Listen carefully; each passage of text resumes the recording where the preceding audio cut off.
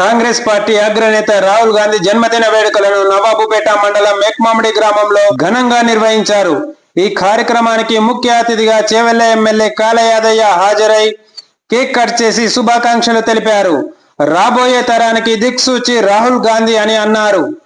రాహుల్ గాంధీ ఆశయాలను, ఆలోచనలను, విధానాలను తెలంగాణ రాష్ట్రంలో సీఎం రేవంత్ రెడ్డి ముందుకు తీసుకువెళ్తున్నారని చెప్పారు. అనంతరం నవాబ్పేట మండల కేంద్రంలోని ప్రాథమిక ఆరోగ్య కేంద్రంలో రోగులకు బ్రెడ్, పండ్లు PSCS chairman Ram Reddy, AMC chairman Rathod Geeta Singh, Guddi Malkapur market committee director Rao గారి వెంకటరెడ్డి, మాజీ ఎంపీటీసీ ఇక్బాల్, డైరెక్టర్ రాజశేఖర్ రెడ్డి, మాజీ సర్పంచులు రఫీ, సుభాన్ రెడ్డి, రవీందర్ రెడ్డి, నాయకులు మల్లారెడ్డి, ప్రభాకర్, శ్రీనివాస్ పంపిణీ చేశారు.